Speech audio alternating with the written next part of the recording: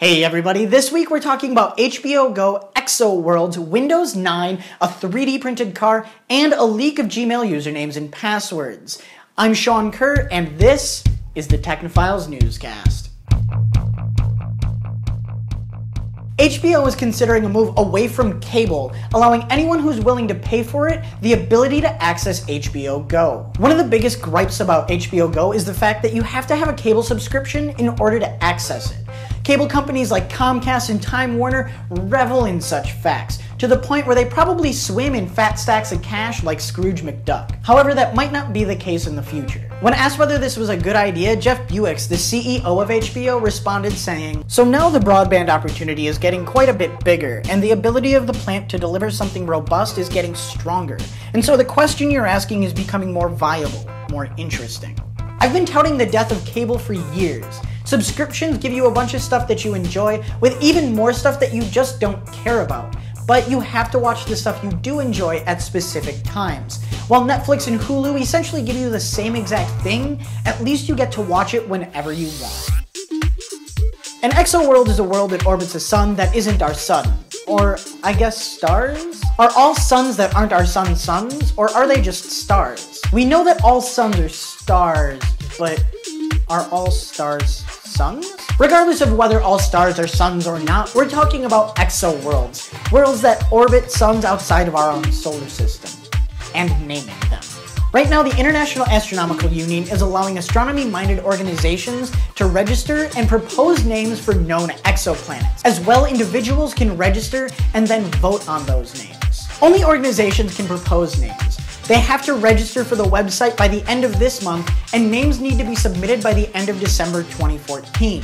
Come March 2015, individuals who have registered for the website can then vote on all of those names.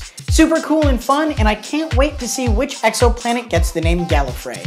Of course, please remember, world, just because it doesn't have a flag on it doesn't mean it isn't owned by someone else.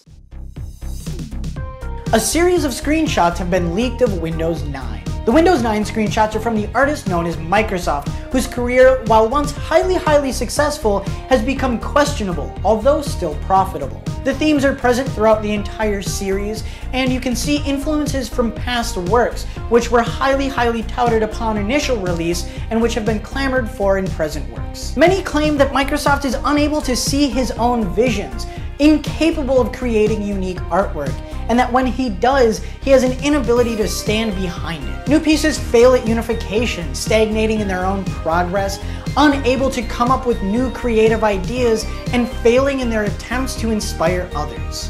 But those who cling to Microsoft's past works like a security blanket will embrace these new pieces with all the subtle but noticeable variation they entail. Windows 9 looks like Windows 7. Got it? Good.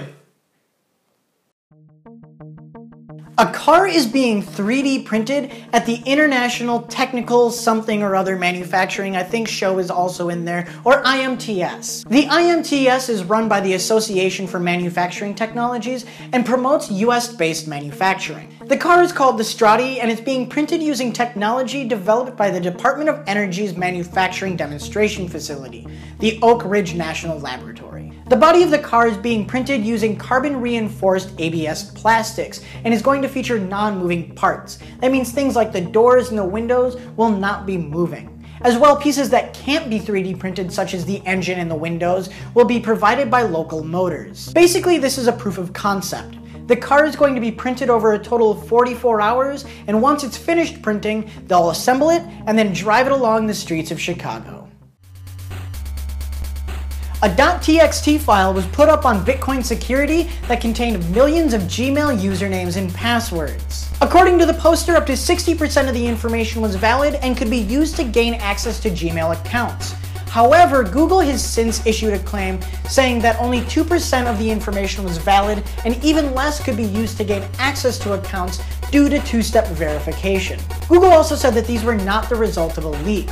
Instead, these usernames and passwords were collected via malware and phishing attempts and then just put into one large document. It's a friendly reminder that old school ways of getting information like phishing and malware are still very effective, and really the only way to combat it is through education. That is it for the Technophiles Newscast. Thank you guys so much for watching. If you enjoyed the video, please like, share. This video was made with the help of these amazing people. You can also find us all over the net on Twitter at TechnophileSpod, Facebook, facebook.com/Technophilespodcast, and at our website, Technophilespodcast.com. If you'd like to keep learning about the coolest stuff going on in the tech world, you can subscribe via youtube.com/Technophilespodcast or on iTunes by searching Technophiles. That is it. I'll see you guys next time. Such a great time in our lives. Son, you see that one? That's Lolcat. Oh, and that exoplanet up there?